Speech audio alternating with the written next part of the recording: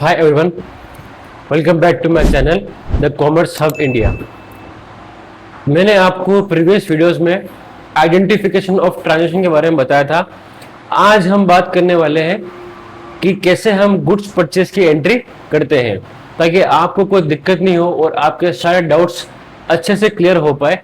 तो आज हम शुरू करने वाले हैं journal entry of goods purchase.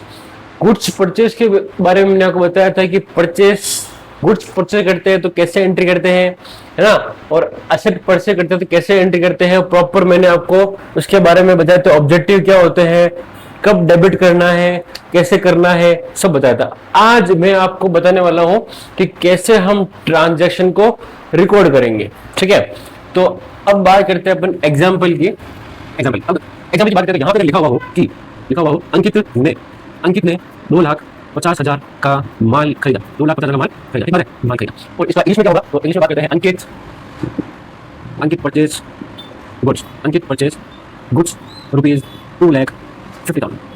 ये ट्रांजैक्शन सामने है। तो अब यहाँ पे अंकित कौन हो गया? तो अंकित तो हो गए फर्म के ओनर। तो ओनर का नाम तो कहीं आता नहीं है। ठीक है, अंकित ने 2,50,000 का माल खरीदा। पहले आपको ये चेक करना पड़ेगा कि ये कौन सा ट्रांजैक्शन है, क्या ये कैश ट्रांजैक्शन है या ये ट्रांजैक्शन क्रेडिट है। तो यहाँ पे ओनर का नाम है, ना तो सप्लायर का नाम है और ना ऐसा लिखा हुआ है कि नकद में है या उधार में है। तो हमको ये मानना है कि ये नकद ट्रांजैक्शन है। हमको ये मानना है ये कौन सा ट्रांजैक्शन है, नकद व्यवहार है। अगर यहाँ सप्लायर का नाम दिया होता तो हम सप्लायर का नाम दिया होता हम उधार मान लेते हैं, बट ना तो यहाँ सप्लायर का नाम है, ना यहाँ पे नकद लिखा हुआ है और ना यहाँ पे उधार लिखा हुआ है। तो हम क्या मानना है, नकद व्यवहार मानना है कि अंकित ने यह जो माल खरीदा है वो कैश ट्रांजैक्शन में खरीदा है। मेरे साथ बने रहना, प्रॉपर एंट्री समझाऊंगा, अच्छे समझ में आएगा, हर एक चीज हर एक डाउट क्लियर होगा।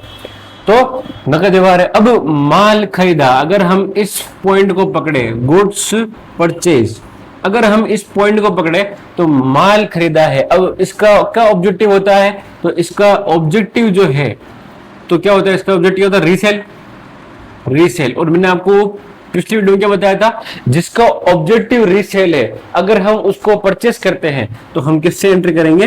परचेस से एंट्री करेंगे। शाबाश, एकदम। किससे एंट्री करेंगे? परचेस से। परचेस के बात करें तो परचेस को हम क्या मानते हैं? एक्सपेंसेस। और ऑल एक्सपेंस क्या होते हैं? डेबिट। तो आपको डेबिट करना है परचेस को।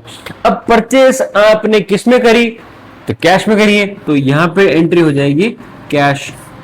अब कैश क्या होती है हमारे लिए, फर्म के लिए क्या होती है? एसेट। ठीक है, माल परचेस करोगे, बदले में कैश पे करना पड़ेगा, मतलब असेट क्या होगी? कम। कैश आपके पॉकेट से क्या हो जाएगा? कम। तो असेट कम होती है तो हम क्या करते हैं?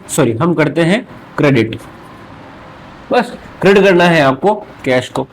कब एंट्री क्या हो जाएगी? एंट्री अब डेबिट करना है परचेस को और क्रेडिट करना है कैश को। तो एंट्री कर लो। अब एंट्री हो जाएगी purchases account debit. Purchases account क्या हो जाएगा? डेबिट। और 2 में क्या आ जाएगा आपका? कैश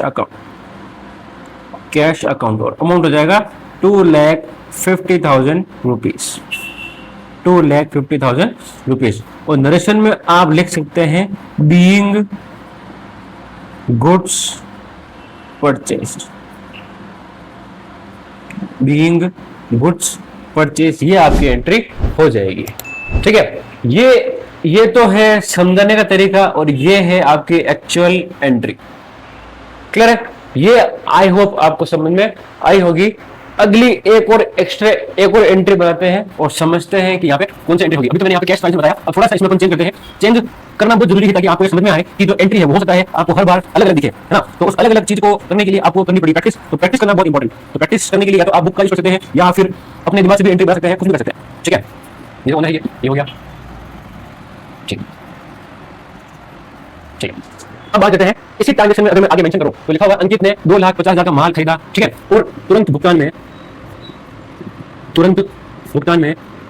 50% नकद तथा 50% चेक से भुगतान किया।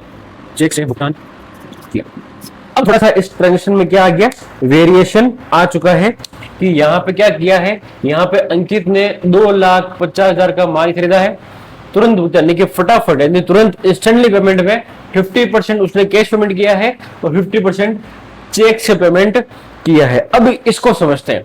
तो सिंपल बात है, ये माल खरीदा, माल खरीदने का ऑब्जेक्टिव होता है रीसेल, और जिसको अपन करते हैं रीसेल उसको अपन एंट्री करते हैं परचेज से। तो यहां से आपस अगेन वही निकल के आया परचेज। परचेज क्या होती है हमारे लिए, एक्सपेंसेस, और ऑल एक्सपेंस क्या होते हैं हमारे, डेबिट। डेबिट करना है आपको परचेज को, ठीक है। माल हमने परचेज किया, बदले हमने क्या पे किया है, एक तो 50% कैश पेमेंट किया है और एक 50% का हमने चेक से भुगतान किया है। अब पेमेंट आ गया, मतलब सिंपल सी बात है, यहां पे हमको दिख रहा है कि ये कौन सा ट्रांजेक्शन है, कैश ट्रांजैक्शन है, ठीक है। तो अब यहाँ पे एक तो हमारा कैश अकाउंट अफेक्ट हो रहा है, एक हमारा बैंक अकाउंट अफेक्ट हो रहा है। क्यों हो रहा है, क्योंकि हमने एक तो कैश पेमेंट किया है, एक हमने चेक से भुगतान किया है। तो चेक से अपन जब पेमेंट करते हैं तो बैंक अकाउंट अफेक्ट होता है, ठीक बात है। अब कैश हमारे लिए क्या होती है, असेट। कैश हमारे लिए होती है असेट, और बैंक में हमारे लिए क्या होती है, असेट ही होती है। बैंक मतलब पूरा बैंक नहीं, हमारा अकाउंट हमारे लिए क्या होती है, असेट, क्योंकि हमारे अकाउंट में हमारा पैसा ही पड़ा हुआ है, तो हमारे लिए क्या होती है वो असेट। कैश पेमेंट कर रहे हैं मतलब असेट्स क्या हो रही है, डिक्रीज। बैंक से पेमेंट कर रहे हैं तो असेट क्या हो रही है, डिक्रीज। और दोनों केस में क्या हो जाएगा, ये डेबिट, सॉरी दोनों केस में क्या हो जाएगा, ये क्रेडिट। क्लियर।